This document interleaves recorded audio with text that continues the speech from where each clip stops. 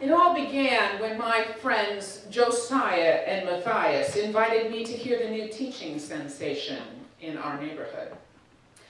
We were men of wealth whose jobs did not take up much of our time.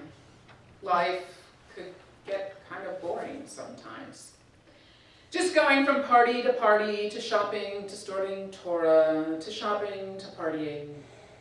Managing our wealth took so little time, and so we often needed something fun to do to get some excitement in our lives.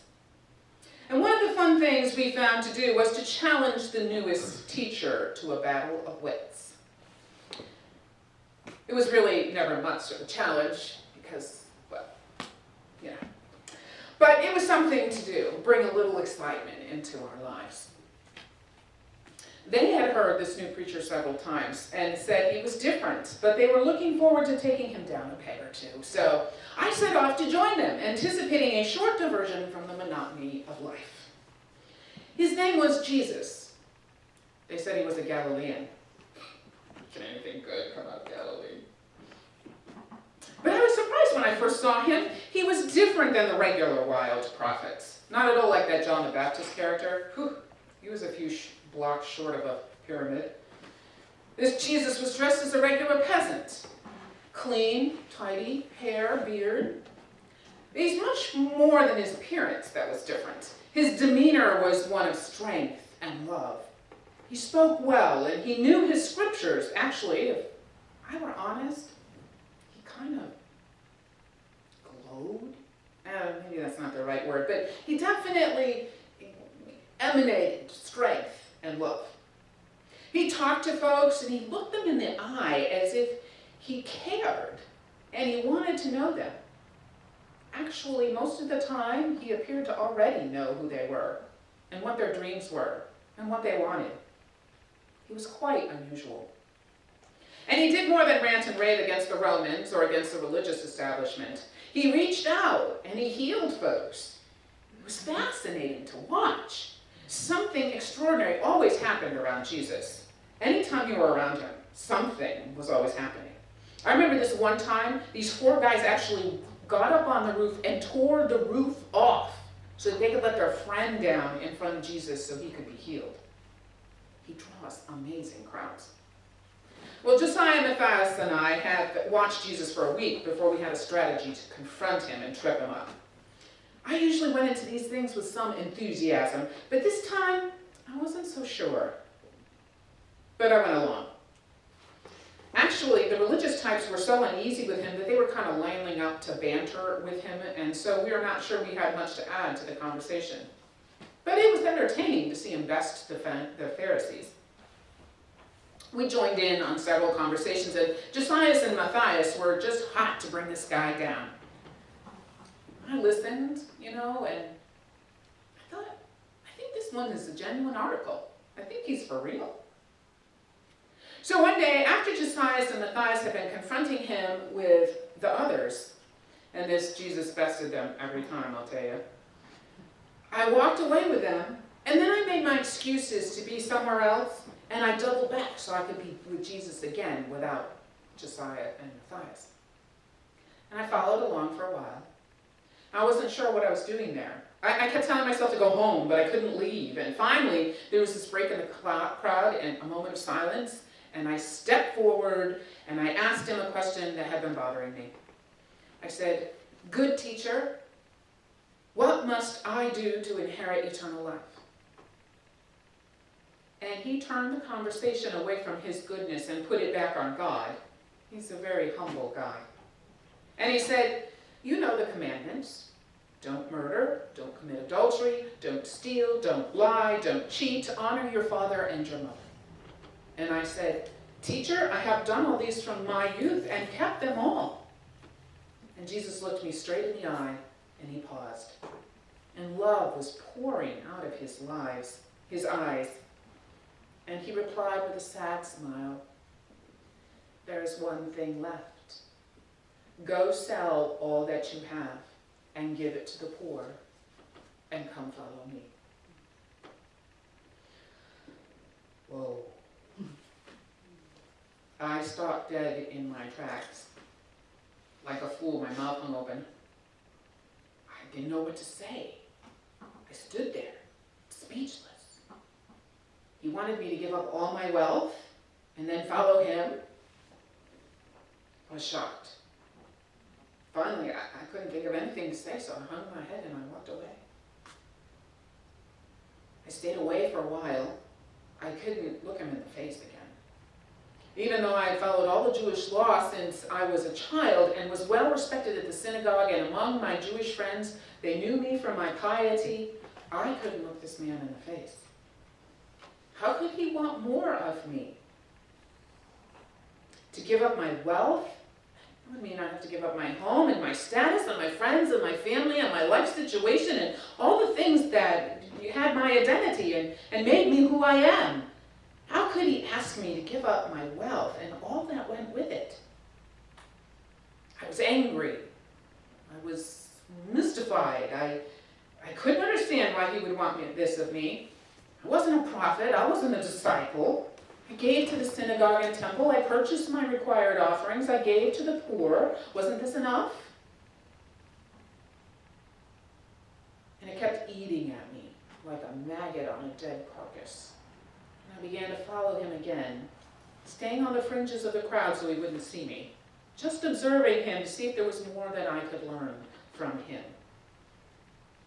He continued to teach and to heal, and even fed a lot of folks one day when they'd gone out into the country to hear him preach. He was amazing, but he was so radical, I knew that he was going to get in trouble one day. Soon I was had some business one day, and as I finished it, I decided to go to the temple and offer a sacrifice. I could hear shouting and rumbling and cries of anger as I approached, and I turned the corner and it got louder and worse and worse. And I saw a friend of mine who was fleeing from the temple, and he said, "There's going to be trouble. That man Jesus just overturned the money changers' tables, and he's going on and on about them making his house a den of thieves, and God intended it to be a house of prayer for all the peoples, and can you believe he would say such thing? It has always been just for the Jewish people. Can you imagine defiling it with a Roman or some other kind of Gentile? Oh, there's going to be trouble now. I'm getting out of here." I don't know what Jesus' problem was, really. The tables inside the temple were for the sacrifices. And turning Roman money into temple money, well, that was because Roman money had an image of Caesar on it, so it was an idol. It wasn't like they were selling the high priest bobbleheads in there. They had the decency to do that down the street. I went a few steps farther into the temple, and then saw a group of high priests and religious scholars going on about how they were plotting to get rid of Jesus because he was causing too much trouble and getting to be more popular teacher than they were. I began to worry for this man Jesus. I wanted to warn him, but then I stopped myself and wondered, whatever made me think of that? It was none of my business. I mean, I didn't even like the man after he said I should give up my wealth and follow him, but yet, I don't know. I'm so confused.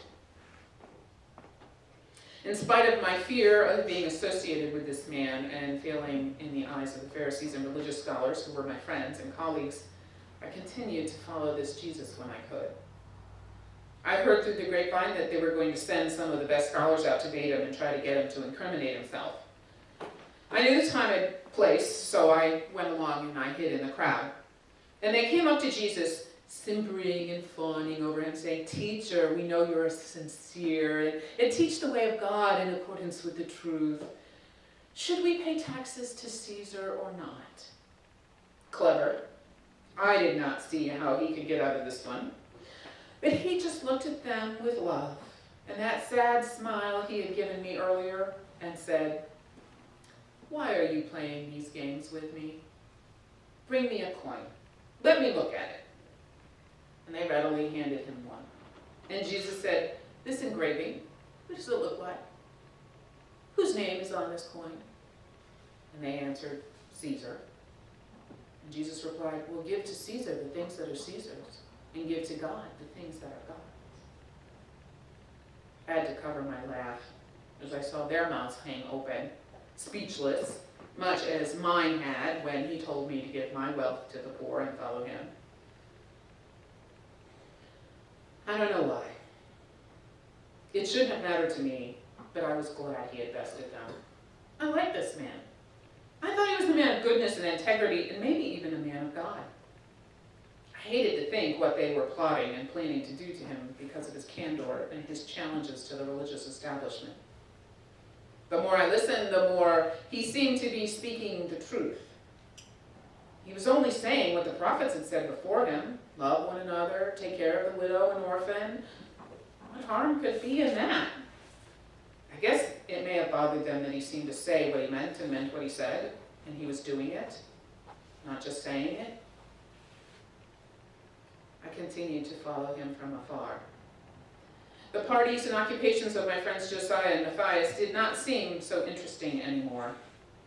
I reread the scriptures in light of what this man Jesus was saying, and he seemed to speak the truth. He was so loving, so kind, and yet so strong.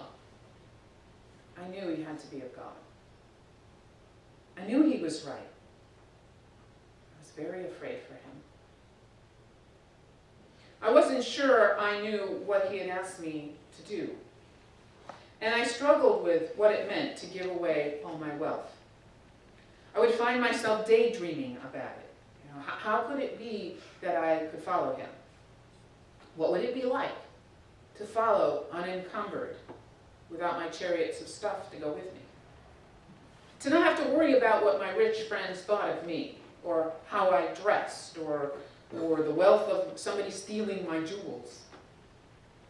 I kept thinking of his kind, strong face with the love in his eyes, and I would awake from my daydream seeing the love in his eyes, and it kept calling to me, and yet I began to fear less for the loss of my wealth and status and position, and more for his safety. I was very confused. I didn't know what to do except to keep on following him and seeking a cure for my aching heart and my aching head. And then there was the day when we were at the temple again. Jesus and his disciples were kind of sitting apart, just watching things happening. And Jesus wasn't teaching, he was just making small talk with his disciples. And he seemed to be waiting and watching for something, but I couldn't tell what. And I tried to watch what he watched. And he seemed intent on watching the people put their offerings into the boxes. I saw many grand men, some of which I call my friends, coming through and walking up to the boxes and dropping their bags of coins into the box with a little flourish. I'd never really noticed this before. It was kind of like a parade. They marched along slowly, very much dignity, jingling their purses so we could all hear, everyone could all hear how much money they were putting in the box. They wanted others to notice their generosity. These were the extra offerings, and I knew they gave up their excess. I knew they had plenty to eat and clothes to wear, and that they wouldn't miss that money in the least. And I glanced back to Jesus and saw his countenance change, and he suddenly nodded in approval. As I swung my face back to look at the boxes again, I saw a widow throwing 2 small coins into the offering box. I saw him lean over to his disciples and say, "This poor woman gave more to the offering than all the others, because they will never miss the money that they gave. But she has given all that she had." Is that what Jesus was asking of me? To stop showing off and give of all my wealth, not just my excess, to give all that I had? I don't know. I just don't know. I do know if Jesus doesn't watch out, they will ask the ultimate price of him. If he keeps making the temple leaders angry, they will sacrifice his freedom or his life to quiet him. Jesus keeps saying to love God and my neighbor and myself. Maybe I loved myself too much and have been somewhat selfish. Maybe I could start small. Maybe tomorrow I could help that widow and 7 children who live next door. She's a Gentile. No one will ever know.